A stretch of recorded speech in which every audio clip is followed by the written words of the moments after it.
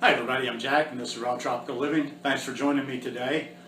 This video is very pertinent today because I spent this morning, it's Thursday when I'm making the video, probably will put it out Friday night or Saturday, sometime over the weekend, I'm not sure yet. But I'm making this on Thursday and all morning I was kind of looking around, kind of getting antsy. I wanted to get out of town for the weekend. And I've kind of dealt with this before. I found myself, and I've done this before here, when I'm thinking about getting away for a little, couple of days trip or getting out and doing something, I start fretting a little bit, and I've caught myself fretting, and I finally came to terms today that I don't like that. That's not how I want to live my life. And I think that's when this lifestyle and trying to worry too much about this lifestyle and being super strict with this lifestyle can be limiting in life. I mean, I've thought about this on the travel before. Now, it's really tough when you're doing something, like you're flying. Because to be quite honest, I'm just not that guy. I know people have a million suggestions and ideas and they're all going to be good. I'm not that guy to pack up a bunch of gadgets and lug a bunch of food around with me everywhere I go. Boom, sorry, that's just it. I'm not him. But I could see in the future, I do want to get back out on in the bigger picture, I want to get back out and travel, see more of the world. In the smaller picture, I want to feel that freedom just to, when something pops up, be spontaneous like I've always been, and just take off and figure out how I'll do it. And I guess, even though I'm not strict, I still get caught up in my little comfort zone. It's like, I'm rocking on exactly how I'm wanting to eat right now. I have my spirulina, I have my stuff here, I can get my greens here, I've got my NutriBullet here. I'm just in my safe zone when I'm here at the beach where I live.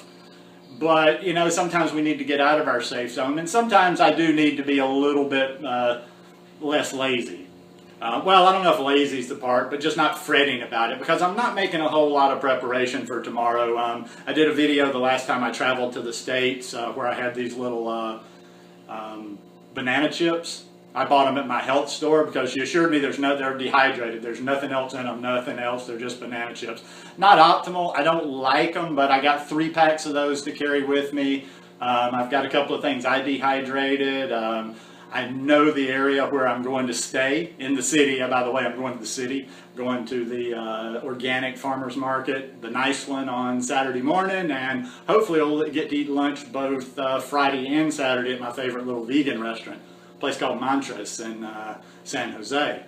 But the Airbnb rental that I took this morning is very close to where I lived when I was living in the city.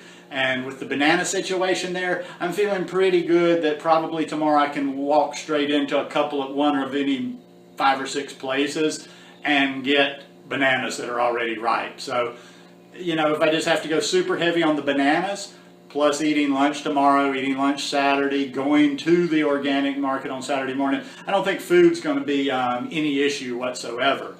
But yeah, it just got me thinking, like I say, in the bigger picture, not just for this trip. Now, I don't see myself having to eat cooked food on this trip. Because quite frankly, yeah, I'm kind of into my non-cooked zone when I'm down in Costa Rica. And even though I'm not fanatic about it, I don't really want to eat cooked food when I'm down here. Just kind of my little thing for whatever reason.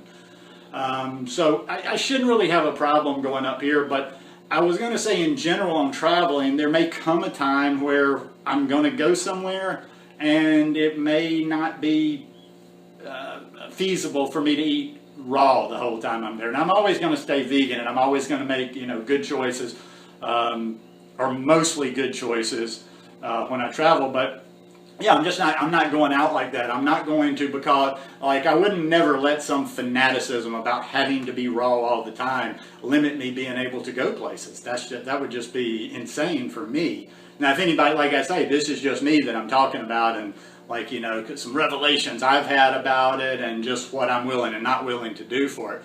because then I think you're just kind of getting into making a point out of being raw. It becomes like a game, like, you know, like keeping your perfect record. You remember the obnoxious kid? There was always some kid that graduated from school that went for 12 years and had the perfect attendance record. I'm not really sure what the hell that ever meant, but sometimes I feel like that in this raw vegan world, that some people just want to keep it, you know, keep their perfect record going, even sometimes making poor choices like eating something raw that is probably less healthy than something cooked. Well, I don't want to be like that, and the raw vegan lifestyle to me is something that is supposed to be a big benefit to your life. I don't see it, I don't want it to be something that's a negative, or a negative to me that holds me back. So the moral of the story is, you know, maybe something for you to think about. I don't know if you travel a lot, I don't know if you have the inclination to travel, if you want to travel, but have you ever thought about these things? And are you really going to do everything in your power? Are you going to lug stuff through the airports and on trips and cutting up fruits and bringing machines with you? Are you really committed to doing that every time you want to leave your little comfort zone? And if you are, don't get me wrong, I ain't got nothing but love for you. I admire you if you're willing to do that. I see people that do that, and they're very efficient. Sometimes I'll see somebody with a packed suitcase, and I'm just like, wow, that is like, I want to, well, usually I see a picture of it. I'm like, I'm going to save that photo because that's impressive. I just know it's not me. You know, I just feel like if you think like that, you got to eat raw all the time. Definitely, it's going to cut out travel, I would say, in general, to an extent. It's definitely going to cut out spontaneity if you have to constantly think like, oh my God, I might have to eat a cooked food somewhere if I get out of here. And yeah, that's just not something I'm willing to do, not something I'm going to do. Now, I'm always going to kind of plot, plan, look ahead, where I'm going to make good choices. I'm not going to make really bad choices. And any of the choices on travel I make, they're going to stay vegan. I get stuff out of my body pretty quickly, you know, even though I was eating cooked in the States, and even each time I come back to Costa Rica, it only takes me about 2 days of re-entry before I shake all of it off and feel 100% like I do all the time down here. So anyhow, that's just my 2 cents worth on the subject. Something you might want to think about, though, if you're like really strict and you like put yourself in this box and it has to be like this all the time. Just think about it. Just think about some of the things. And hey, there are things out there. People, you know, we do calculation, pros and cons. What are we willing to give up to get this? It could be another decision where you say, hey, yeah, it's just I will give up travel, but like kind of like people that give up, you know, kind of a little bit of their social life or whatever. But for me, yeah, I'm not going to be like that. And I was happy when I finally just flipped out of that thinking this morning and booked the rental on Airbnb and then got my bus tickets, and I'm all set to go. All I got to do is you know, this is just a city trip. I'll just wear jeans, throw a few things in my computer bag, and I'm good to go. Anyhow, I'll shoot something. I'll definitely shoot while I'm up there. Hopefully I'll get some good footage at the market on Saturday morning, and I'll shoot some from around the city. Probably will do some snaps.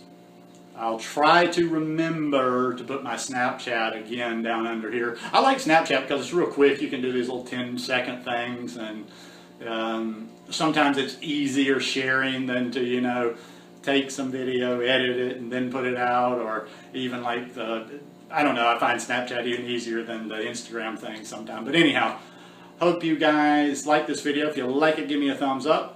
Hope you'll subscribe to the channel, and I'll show you a little bit of stuff that I do around San Jose. Peace.